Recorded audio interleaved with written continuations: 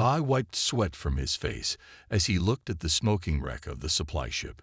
It had crashed 3 hours ago on this strange planet called Nix-9. He was the only one who had walked away from the crash. "Come on, Dory," he said to the brown and white pit bull at his side. "We need to find shelter before dark." Dory wagged her stubby tail and sniffed the air. She did not like this place. It smelled wrong. Too much mud and strange plants. Ty grabbed his emergency pack from the wreckage. He checked his map device. The nearest human outpost was 15 miles away, across swampy land. He took a deep breath and started walking. Dory followed close behind him. The air on Nix-9 was thick and hot. Strange birds with 6 wings flew overhead. Plants that looked like blue ferns covered the ground. Ty tried his radio again, but heard only static. No one knew he was stranded here. "Just you and me, girl," he told Dory, patting her solid head. After 4 hours of walking, they came to a wide, muddy river. The water was dark green and moved slowly. Ty checked his map again. "We have to cross, Dory. The outpost is on the other side." Tay took off his boots and tied them around his neck. He put his pack in a waterproof bag. Then he stepped into the water. It was cold and came up to his waist. Dory swam beside him, her strong legs cutting through the water. They were halfway across when Tay felt something move beneath him. A ripple in the water. Then another. "Swim faster, Dory," he said, his voice tight. The water exploded around them. A massive head burst up, like a crocodile from Earth, but 3 times bigger. Its scales were dark purple, yellow eyes fixed on Ty. Teeth as long as his fingers snapped at him. Tay tried to back away, but he was too slow. The giant mouth clamped down on his left leg. Pain shot through him like fire. He screamed and punched at the creature's snout. It didn't let go. Dory barked wildly. Then she did something brave and foolish. She attacked. Her teeth sank into the soft part of the creature's eye. The monster roared and let go of Tay's leg to snap at Dory. "Dory." "No," Tay yelled. Blood colored the water red around him. He couldn't tell if it was his or the creature's. He pulled his knife from his belt and stabbed at the monster's eye where Dory had bitten it. The blade went in deep. The creature thrashed and dove under the water. Tay struggled to stay afloat.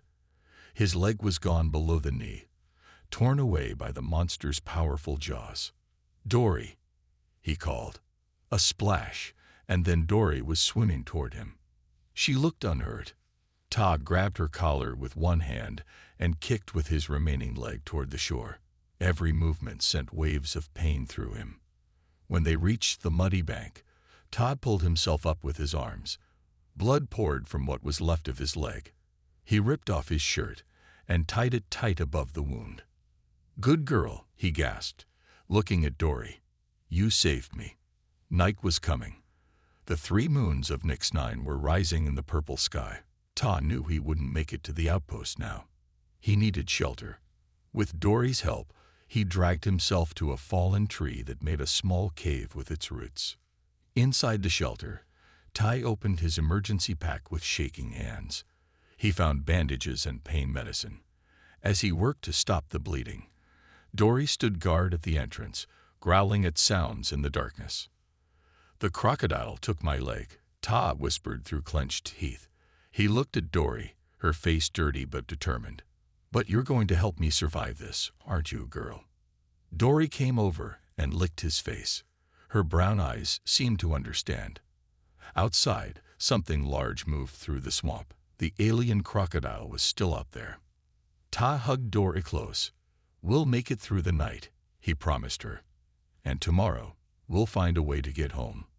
But home felt very far away as the strange sounds of Nix-9 filled the darkness around them. Morning came with 3 suns rising over the swamp.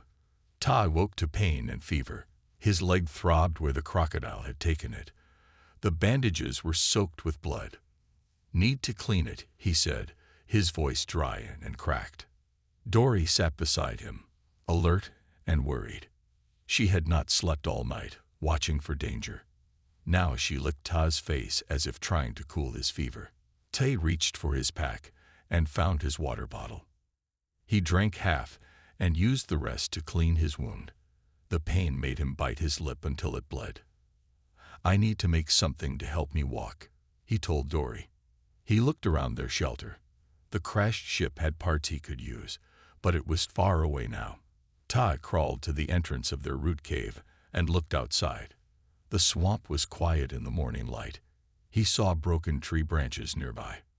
"Dory, fetch," he said, pointing to a strong-looking branch. The pit bull understood. She ran to the branch and dragged it back to Ta. He patted her head. "Good girl. Now I need something to tie things together." Ta tore strips from his pants. With his knife, he shaped the branch into a simple crutch. It would help him move, but he needed more. As morning turned to noon, Ta's fever got worse. The wound was getting infected. He found medicine in his pack and took it, but he knew it wasn't enough. "We need food, Dory," he said weakly. Dory seemed to understand. She left the shelter and returned later with a small animal that looked like a rabbit with scales instead of fur. Ta cooked it over a small fire. The meat gave him strength. For 3 days, Ta and Dory stayed in their shelter. Dory hunted for food. Ta worked on making a better leg for himself. He used parts from his belt, pieces of his boots, and strong vines from the swamp. Slowly, he built a crude prosthetic leg that strapped to his knee. On the 4th day, Tai tried to stand. The fake leg hurt, but it held his weight. He took one step, then another. Dory barked happily. "We can move now," Ta said with a weak smile. "But we can't go to the outpost yet. I'm not strong enough." That night, as Ta slept, something strange happened. He dreamed he was running through the swamp on 4 legs, smelling things he had never smelled before. He woke with a start and found Dory sleeping next to him.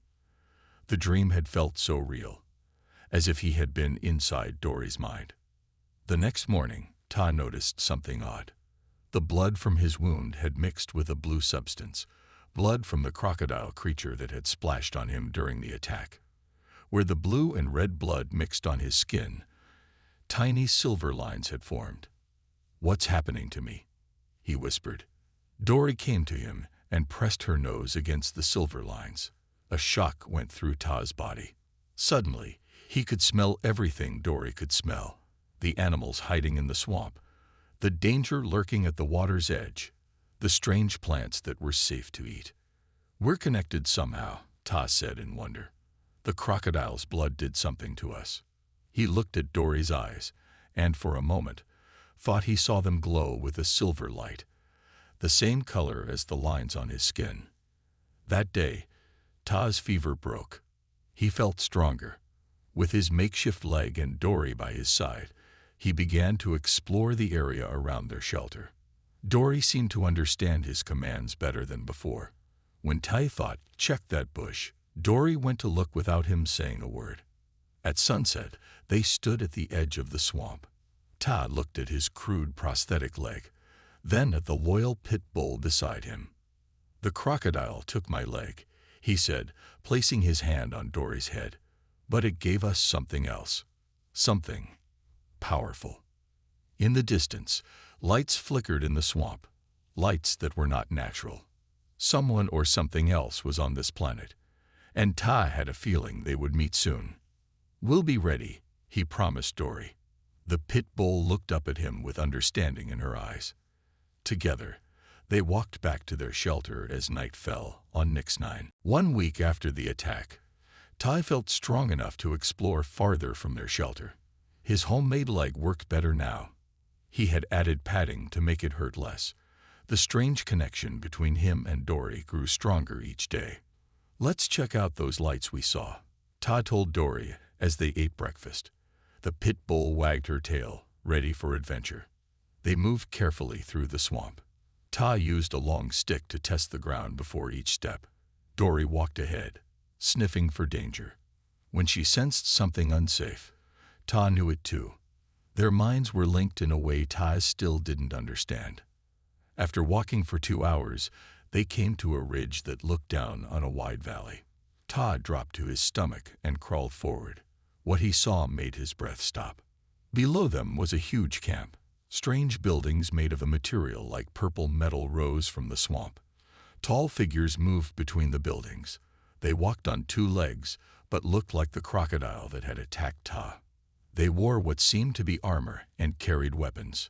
This planet was supposed to be empty, Ta whispered to Dory. No one told us about them.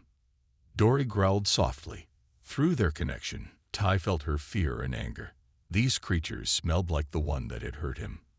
Todd watched as the aliens worked. They were changing the swamp, adding machines to the water that made it bubble and turn darker green. They were terraforming the planet to suit themselves. They're making this place their home, Ta said. As he watched, one of the aliens brought out a familiar shape on a chain. It was another of the giant crocodile creatures. But now Ta could see it wasn't just an animal. It had metal parts attached to its body and a device on its head. It's not natural, Ta realized. They made it. It's a weapon. Suddenly, Ta felt a sharp pain in what remained of his left leg. It burned like fire. He bit his lip to keep from crying out. Carefully, he rolled up his pant leg to look at the wound. The stump of his leg was glowing faintly. Tiny silver lines, like the ones where the crocodile's blood had mixed with his, formed a pattern that looked like a map. And one spot on the pattern was pulsing with light. Ta looked down at the alien camp. The pulsing spot on his leg matched the location of a large building in the center of the camp. They're tracking me, Ta whispered in horror. The crocodile put something in me when it bit me. Dory whined and pressed against him. Ta stroked her head, trying to stay calm. Through their connection, he felt Dory sending him courage. They backed away from the ridge and hurried back toward their shelter. Kay's mind was racing.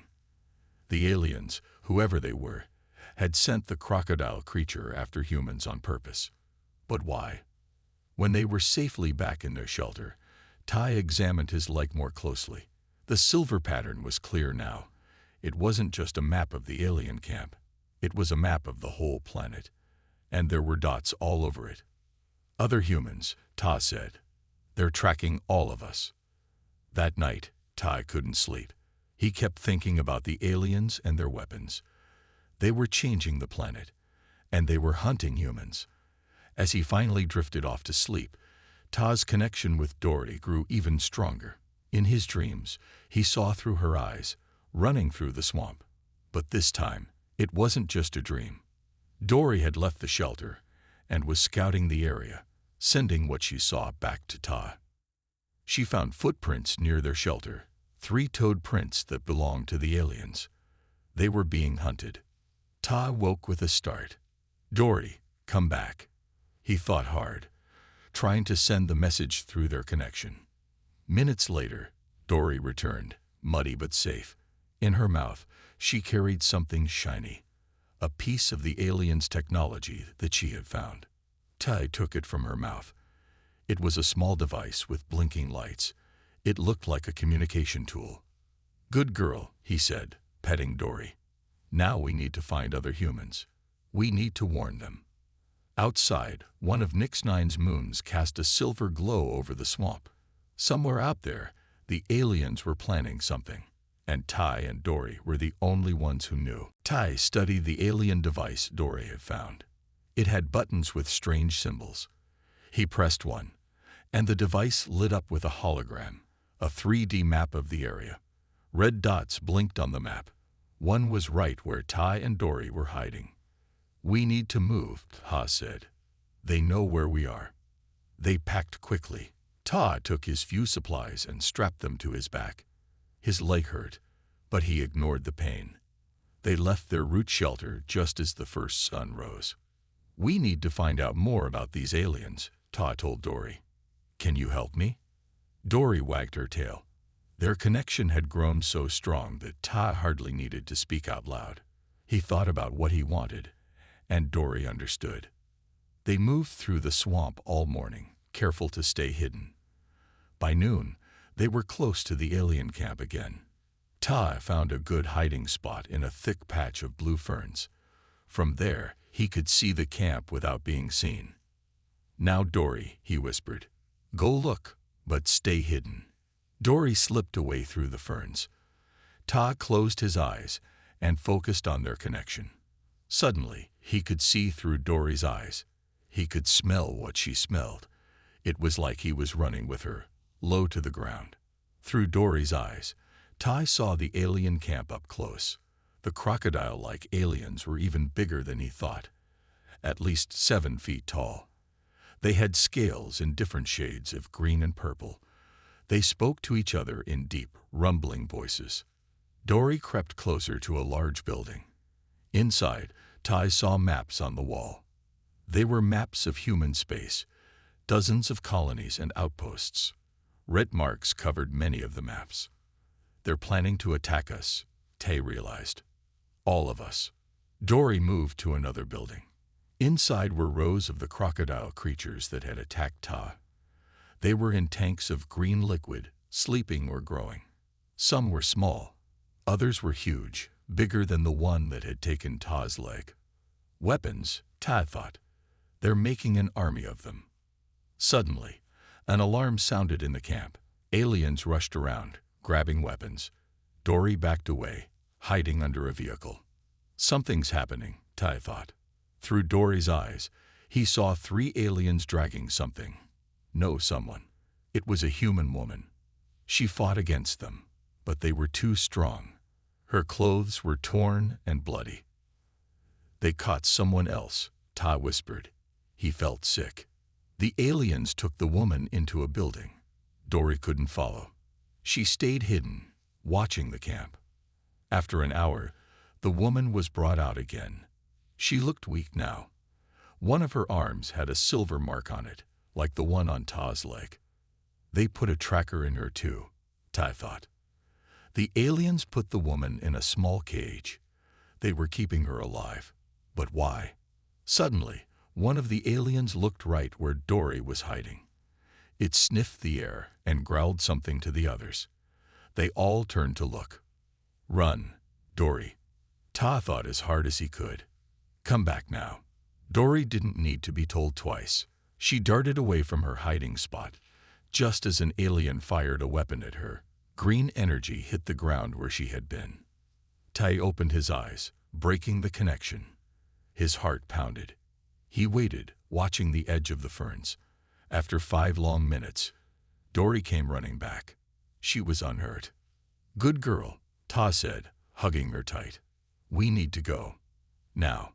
They ran as fast as they could away from the alien camp. Ta's makeshift legs slowed him down, but adrenaline kept him moving.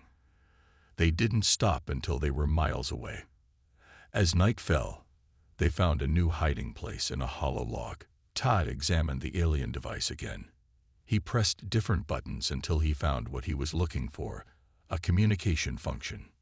"Maybe I can call for help," he said. He tried to figure out how to use it. After many attempts, he managed to make it send out a signal, not to the aliens, but on a human emergency frequency. "Anyone out there?" he said into the device. "This is Ta, survivor of the supply ship crash. Nix-9 is not uninhabited. There are hostile aliens here. They're planning something big. Please respond." Only static answered him. Ta sighed and leaned back against the log. Dory curled up next to him. "We'll try again tomorrow," he told her. "Someone has to hear us."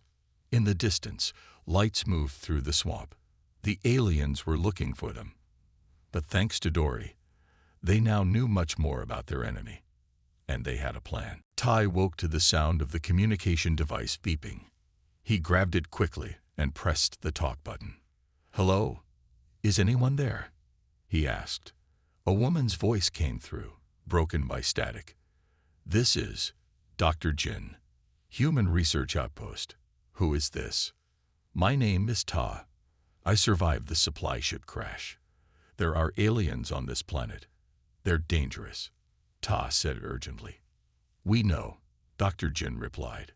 "We're hiding too. Can you?" "To these coordinates."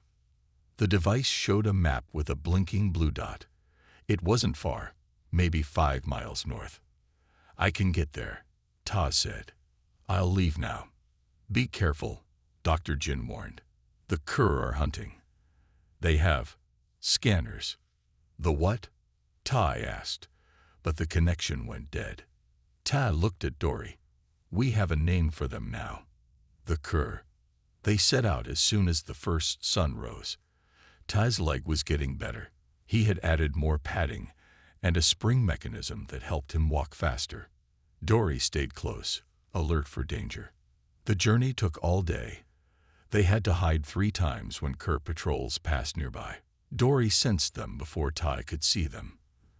Their connection saved them each time. As night fell, they reached a small ridge. Below was what looked like a pile of crashed ship parts and rocks, but Ta noticed a faint light coming from inside. That must be it, he told Dory. They approached carefully. Suddenly, a spotlight hit them. Ta froze. Stop there, a man's voice called. Who are you? I'm Ta. Dr. Jin told me to come here. A pause. Then, is that a dog with you? Yes, my pit bull Dory. Another pause. Then the light switched off, and a hidden door opened in the pile of debris. Get in quickly, the voice said. Ta and Dory hurried inside. The door closed behind them. They were in a small room made from ship parts and local materials. 3 people stared at them. One was a small woman with short black hair and glasses. She wore a lab coat with many pockets. I'm Dr. Jin, she said. Next to her stood a tall man with a scar across his face. His right arm and leg were mechanical prosthetics, much better than Ta's homemade leg. Sue, he said simply. The third person was a young man who looked sick. Silver lines covered half his face. I'm Han, he said weakly. What happened to you? Ta asked, pointing to Han's face. The Cur happened, Dr. Jin said grimly. Their bioweapons affect humans differently. Han was bitten by one of their small hunters. The microbes are changing him. Ta showed them his leg with the silver lines. Like this. Dr. Jin's eyes widened. Yes, but yours is different. It's stable, not spreading. She looked at Dory. Is this your dog? Was she there when you were attacked? Ta nodded. She fought the crocodile thing. Some of its blood got on both of us. Dr. Jin moved closer, examining both Ta and Dory. Fascinating. You've developed a neural link, haven't you? You can sense each other's thoughts. How did you know? Ta asked, surprised. Because I've seen it before, Dr. Jin said. She whistled, and a small monkey-like animal with 6 limbs scurried into the room. It wasn't from Earth, but it was clearly bonded to Dr. Jin. It climbed onto her shoulder. This is Maiko, she said. He's native to this planet. When I was studying him, one of the Cur's hunters attacked us. We were both exposed to the same bioweapon that got you. Now we share a connection. Sue stepped forward. The same happened to me and my cat. Nabi, a sleek black cat, appeared from under a table. The Cur created these bioweapons to affect mammals, Dr. Jin explained. But they didn't realize the microbes would create bonds between different mammal species. It makes us stronger together. Ta looked at Han. Why is he so sick then?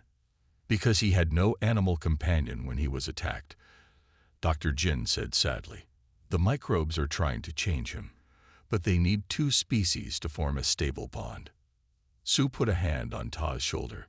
We've been fighting the Cur for months. We need your help. That connection you have with your dog could be the key to stopping them. Ta looked at Dory, who wagged her tail. Through their bond, he felt her courage and determination. Tell me what to do, Ta said. Dr. Jin smiled. First, let me fix that leg of yours. Then, we'll show you what we've learned about the Cur. They're planning something big, and we don't have much time to stop them. For the first time since the crash, Tai felt hope. He wasn't alone anymore. Dr. Jin worked on Ta's leg for 3 days. She used parts from crashed ships and tools Sue had made. The new leg was amazing. It bent at the knee and ankle. It was strong and light. "Try it," Dr. Jin said when it was done. Tai stood up. The new leg felt like part of him. He took a step, then another. He could walk almost normally now. "Thank you," he said, smiling for the first time in weeks. "That's not all," Sue said. He showed Tai a hidden panel in the leg. "Press here." When Tai pressed it, a blade popped out of the foot. "A weapon?" Sue nodded. "You'll need it." While Dr. Jin worked on his leg, Ta learned more about the Cur. They were reptiles from a distant star system. They wanted to take over human worlds because their own planets were dying. Nix-9 was just the first step. They're changing the planet to suit them, Dr. Jin explained, making it hotter and wetter. "How many of them are there?" Tai asked. "Thousands on this planet already," Sue said, "and more ships coming." Tai also learned more about the special bond he shared with Dory. Dr. Jin had been studying it. She called it neural symbiosis. "The Cur microbes connect your nervous systems," she explained. "They let you share senses and thoughts." "Can we make it stronger?" Tai asked. Dr. Jin nodded. "I've been working on that." She showed Tai a small device. "This will enhance the connection. It might let you do more than just share senses." "Like what?" "Like act as one," Dr. Jin said. "Perfect coordination. Shared strength." Tai looked at Dory, who wagged her tail. "Let's try it." Dr. Jin attached the device to Ta's temple and a smaller one to Dory's collar. She pressed a button. Ta gasped as the connection with Dory suddenly became much stronger. He could feel her muscles as if they were his own. He could taste what she tasted, smell what she smelled, and she could understand his thoughts completely now. "This is amazing," Ta said. For the next week, Ta and Dory trained with their enhanced bond. They learned to move together perfectly. When Ta thought of an action, Dory did it instantly. When Dory sensed danger, Ta knew exactly where it was. Sue and his cat Nabi trained with them. So did Dr. Jin and her six-limbed monkey Maiko. Even Hans started to get better. Dr. Jin had found him a small lizard-like animal that wasn't affected by the Cur microbes. They were slowly forming a bond. Soon, 2 more survivors found their way to the hideout. Jai had a parrot named Ko. Dal had 2 mice that she carried in her pockets. All of them had the silver line somewhere on their bodies. All of them shared bonds with their animals. "We're ready," Sue said one evening. "Time to fight back." The plan was simple but dangerous. They would attack a small Cur outpost, destroy their communication equipment, and steal weapons.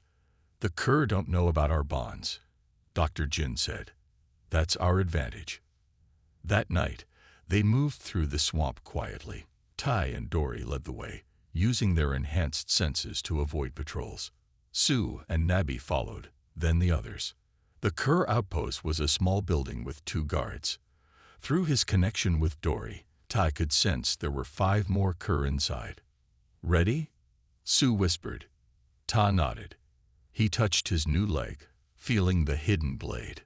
Dory tensed beside him, ready to spring. "Now," Sue said. Tai and Dory moved as one.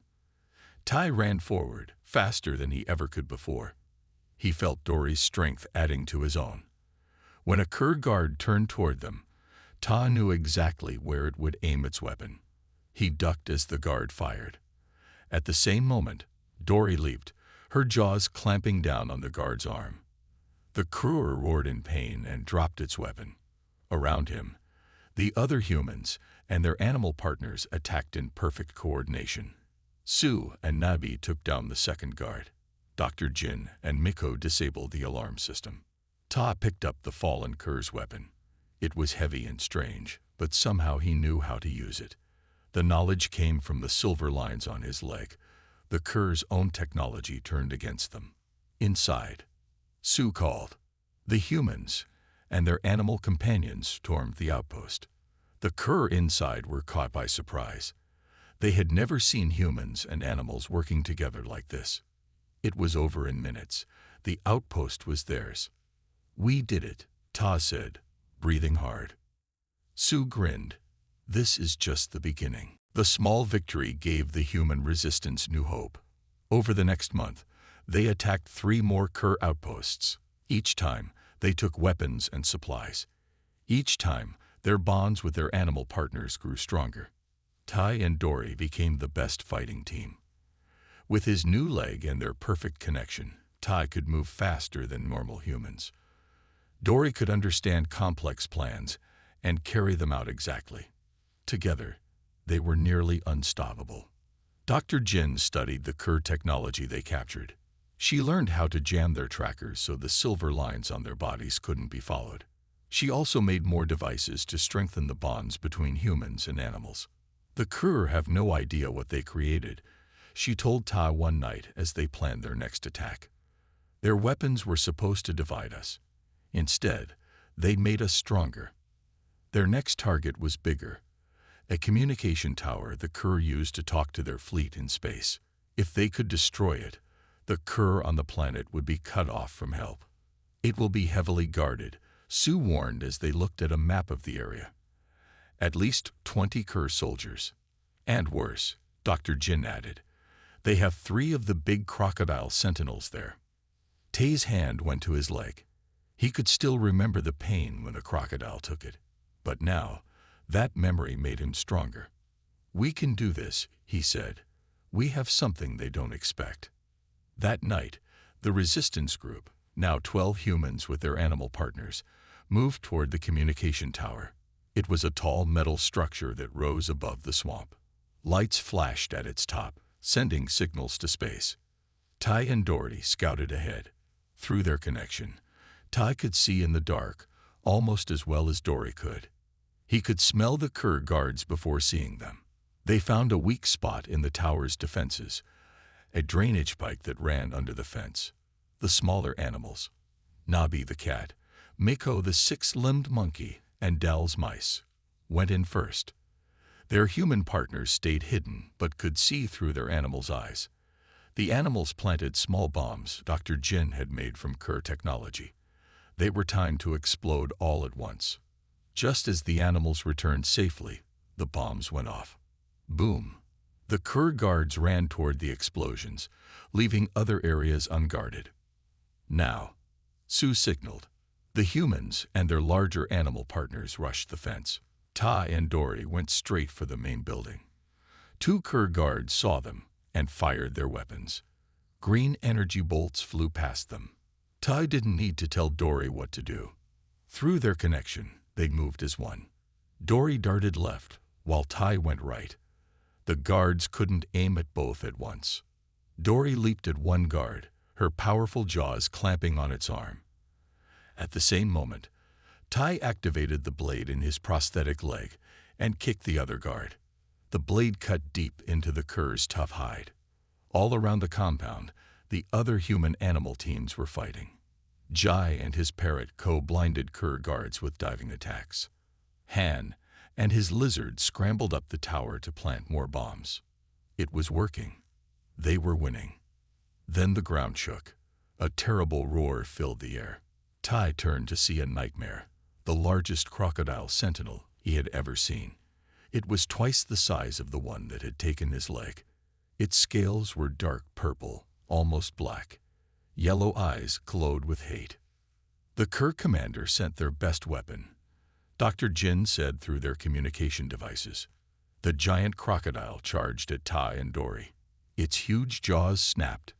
Ta barely dodged in time. Dory barked furiously, but even she seemed small compared to this monster. "Fall back," Sue yelled. But Ta didn't run. Neither did Dory. Through their connection, they shared the same thought. This creature was like the one that had hurt them. It was time for payback. "Everyone else complete the mission," Ta said into his communicator. "Destroy the tower. Dory and I will handle this." The giant crocodile roared again and charged. Ta stood his ground, Dory at his side. For a moment, time seemed to slow down. "The crocodile took my leg," Tai thought. Dory's muscles tensed, ready to attack. Now my pit bull will take its throat. The giant crocodile sentinel charged at Ty and Dory. Its massive jaws could easily snap a human in half. But Ty didn't run. He stood firm, his prosthetic leg planted on the muddy ground. "Ready, girl?" he whispered to Dory. The pit bull's muscles tensed. Through their connection, Ty could feel Dory's heart beating fast with his own. They were afraid, but their fear made them sharp, alert. The crocodile was 10 feet away when they moved. Ty jumped right. Dory darted left.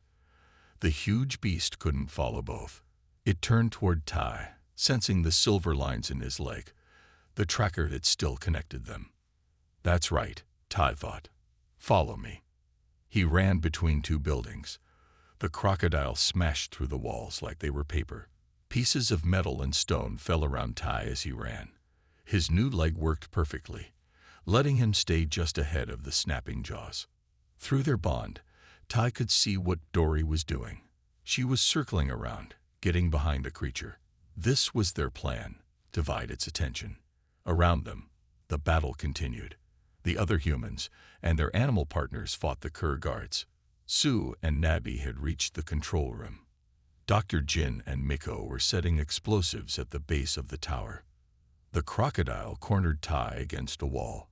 There was nowhere to run. The beast seemed to know it had won. It moved forward slowly, yellow eyes fixed on Ty. "Remember me?" Ty asked it. "You took my leg." The crocodile opened its jaws wide, ready for the kill. But it had forgotten about Dory. That was its mistake. The pit bull leaped from a pile of rubble behind the crocodile. She landed on its back and bit hard at the base of its skull. The crocodile roared and twisted, trying to throw her off. But Dory held on, her strong jaws clamped tight. Ty used this moment to attack. He pressed the hidden button on his leg, and the blade popped out. He charged forward and kicked at the crocodile's eye, the same eye Dory had bitten during their first fight. The blade went deep. The crocodile screamed, a sound like metal tearing. It thrashed wildly, hitting Ty with its tail. The blow sent him flying across the compound. He hit a wall hard and fell to the ground. Pain shot through his body.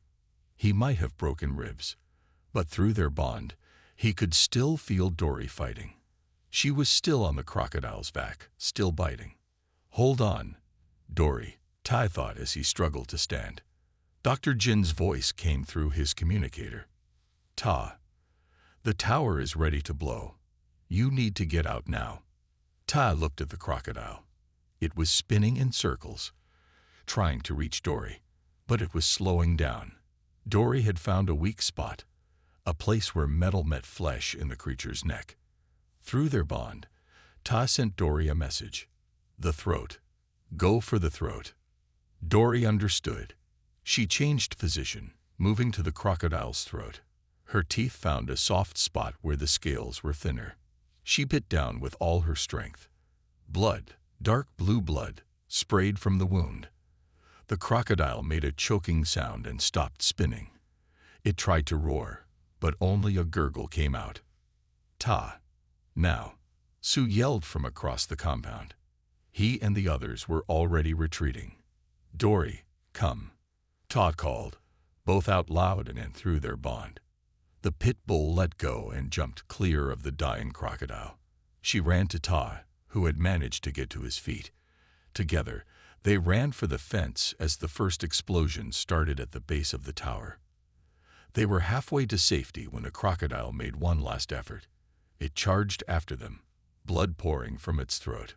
But it was too weak now. It collapsed just yards behind them. Ty and Dory reached the fence and squeezed through a hole. They ran into the swamp as the tower exploded behind them. The blast lit up the night sky. By the time they reached the meeting point, all the others were there. Some were injured, but everyone had survived. "You did it," Sue said, clapping Ty on the shoulder. "You actually killed one of their elite sentinels." Ty knelt and hugged Dory. Through their bond, he could feel her pride and joy. He looked back at the burning tower.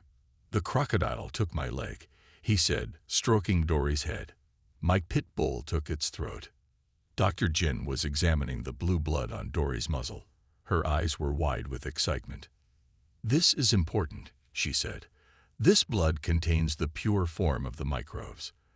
With this, I might be able to create something to stop all their bioweapons."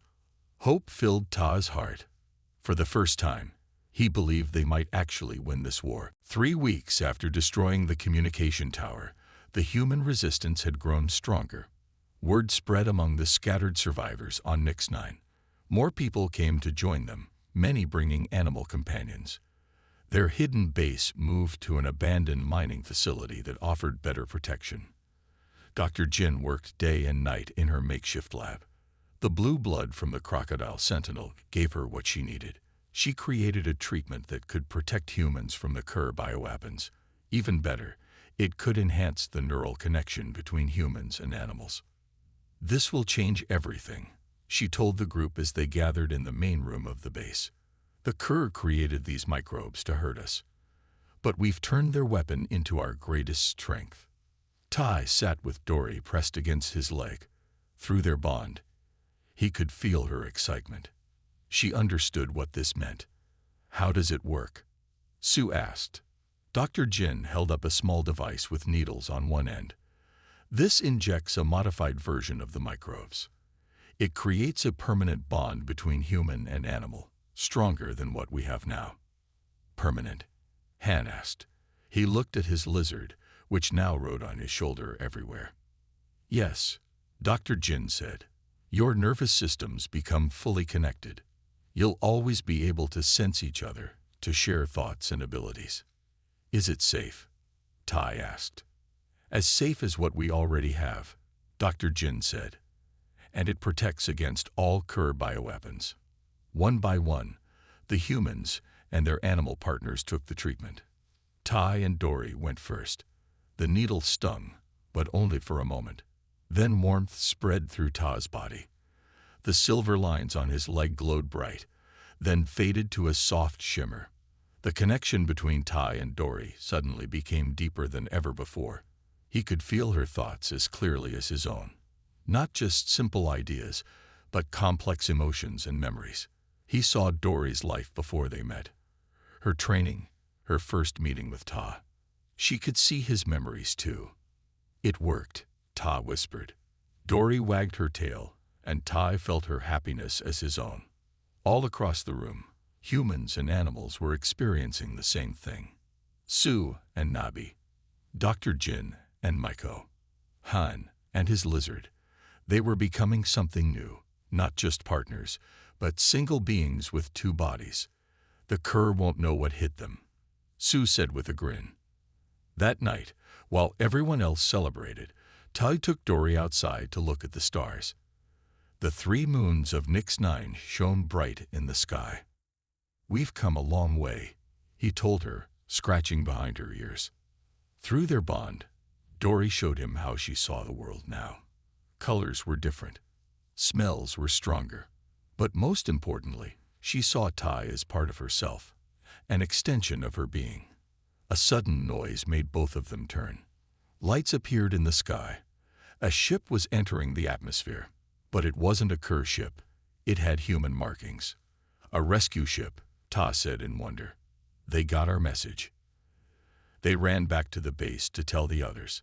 Everyone gathered outside to watch as the ship landed in a clearing nearby. Armed humans in spacesuits came out first, then a woman who seemed to be in charge. "I'm Captain Mun of the Alliance Fleet," she said, looking surprised at the group of humans with their animals. "We received a distress signal about a Cur invasion. We came as soon as we could." Dr. Jin stepped forward. "You're just in time. The Cur are planning a full invasion of human space, but we found a way to fight them." Captain Mun looked doubtful until Dr. Jin explained about the neural bonds and showed her what they could do. Tai and Dory demonstrated how they could act as one, moving with perfect coordination. "This is incredible," Captain Mun said. "Our scientists have never seen anything like this." "We can teach others," Ta said. "Any human with an animal companion can form this bond." Captain Mun nodded slowly. "This could change everything." The Cur have been advancing on 3 human worlds already. If we can use this. We want to help, Ta said firmly. Dory barked in agreement. As the sun rose on Nix-9, plans were made. Some of the survivors would go with Captain Munn to share what they had learned. Others, including Tai and Dory, would stay to keep fighting the Cur on this planet. This is our home now, Ta said, standing tall on his prosthetic leg, Dory at his side. We won't let them take it. He placed his hand on Dory's head, feeling their bond, strong and unbreakable. Together, they would face whatever came next. Human and dog. 2 bodies, 1 mind. The first of a new kind of human evolution. The crocodile had taken his leg. His pit bull had taken its throat. And together, they had found something more powerful than either could have been alone.